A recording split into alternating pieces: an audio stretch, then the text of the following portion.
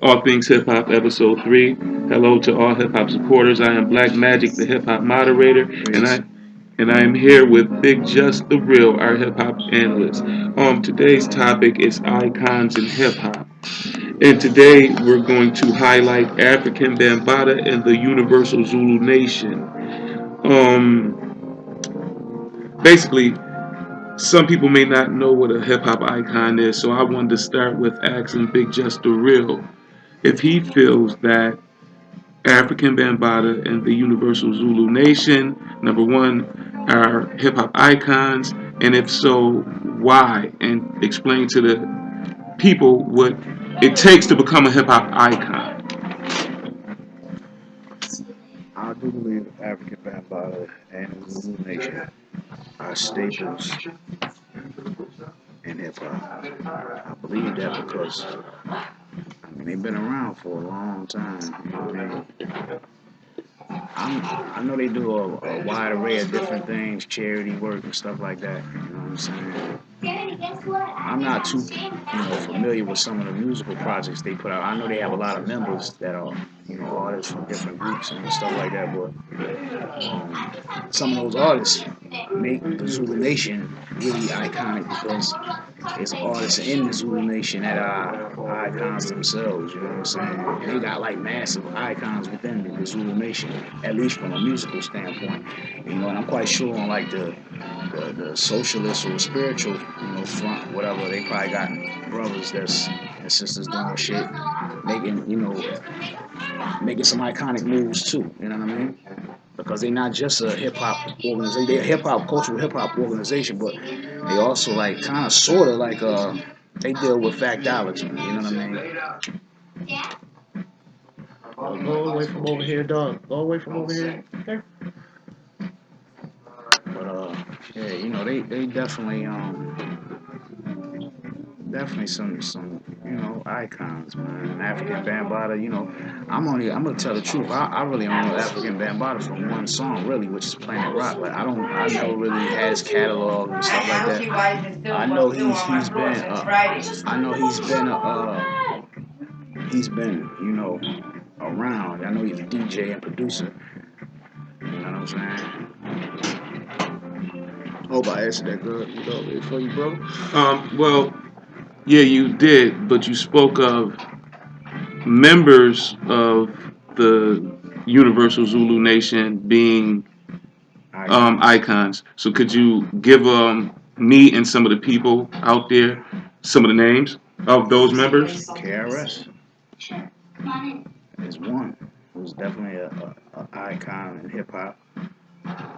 Ice T, legend, icon in hip hop. Q-Tip, the Jungle Brothers, Nasir Jones, Dwayne Carter. You know what I'm saying? Let me see, it's so many niggas that was in the Zulu Nation. Okay. Okay, well, I'm going to take this time to elaborate on a piece you said about the factology, because a lot of people may not understand that. So, after I, elaborate to those who've been asking a lot of questions as to who is the Zulu Nation or what is the Universal Zulu Nation, and having not found the answers, I've done a little research and I'm going to leave their website at the end, and you can go find more. Well, the Universal Zulu Nation at first was an organization from uniting street organizations in the Bronx who went by the names of the Black Spades, the Savage Nomads, Seven Immortals, and the Savage Skulls. A large base membership came from these specific groups, especially the Black Spades. It was through the ideal of organizing many youth who were involved in many of these specific groups to be part of something new that was about to come on the scene in a different way. This group was coming from an area in the Bronx, New York called Bronx River Houses. So, one of my opinions is that they deserve to be icons, if no more than just this, man. Icons are builders, coordinators, and transformational leaders. And if you can take a group of gang members, who are creating mischief and looked at by society as miscreants, and do something good, do music, do poetry, whatever the case, teaching them then I feel they've reached their goal and they deserve that status. So what's your feelings, Big Just the Real? I mean, I agree with that. That's, I mean, they definitely some commendable brothers. You know, even though right now some controversy going on with African Bambaataa. So I mean, I can't, I don't know the brother name that's calling him out saying he molested him. You know what I mean? I know a lot of times, man, when somebody doing a lot of positive stuff, we know who our enemy is. They use a lot of our own kind to try to, berate us or shit upon our heads, man.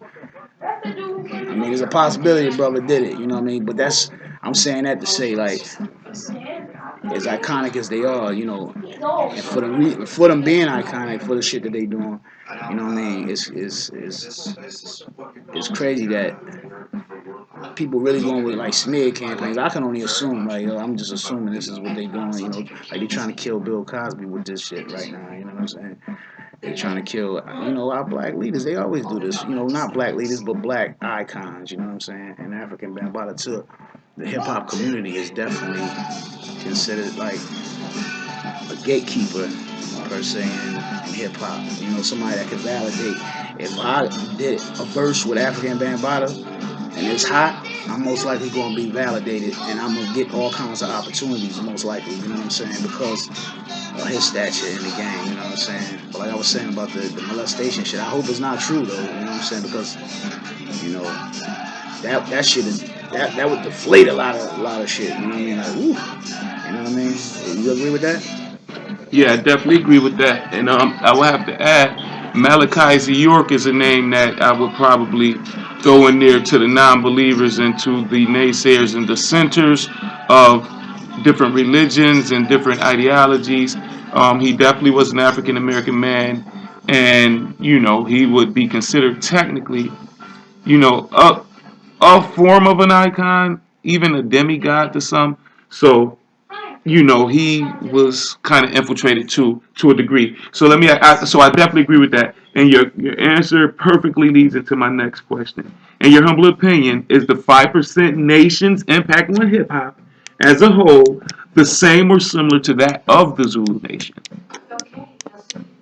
And this now, I'm just giving my opinion. I don't want to In your humble tread, opinion. yeah, my humble opinion. I don't want to tread nobody's waters, but from my understanding on certain, you know, organizations, you know, in factology or the study of factology. Like you mentioned, Malachi Z. He the first person I ever heard coin that phrase or whatever. It's kind of the same uh, ideology, way to live. You know what I mean? It's basically the same thing. It's different, maybe customs, but at the end of the day, it's kind of the same. You know, kind of way of life. You know what I'm saying? It's believe me, I'm not a 5%er, but I've study a lot. I've studied a lot of things. You know what I mean? But like I said, it's just different customs. But as far as like the information and the energy, I think they basically the same. Basically the same thing. You know what I'm saying? Like from my understanding, Malachi Z. Basically says he's refined everybody else's thing. So, the 5%ers, I know I've heard 5%ers, quote or speak highly of, Malachi Z. And African Bambaataa, from what I, it's, I mean, kind of the Zulu Nation is kind of their own thing, but it's like, I'm assuming a part of their foundation is based on, certain things that Malachi Z. York has brought to the forefront or to our consciousness. You know what I mean?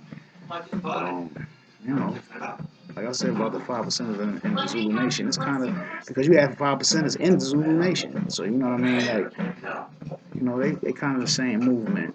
You know what I'm saying? I mean, I can't say that all the way around the world, but like as far as in our community, they strong like organizations. You know what I'm saying? They give you some degree of black pride. You know what I'm saying?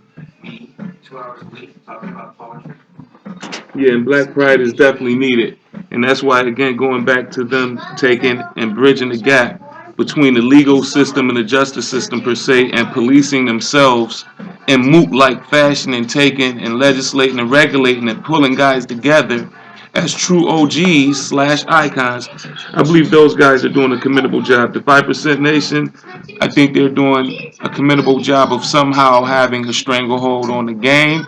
Enough respect to those guys for that. I'm a Christian by heart. I believe in Yahweh and Yeshua, in the blood. But, I'm a realist and deal with factology as well. So, those guys, they're doing a great job. And anybody who wants to find more information out about the Zulu Nation can go to www.zulunation.com. And please don't forget to leave comments on all our videos and hit us up.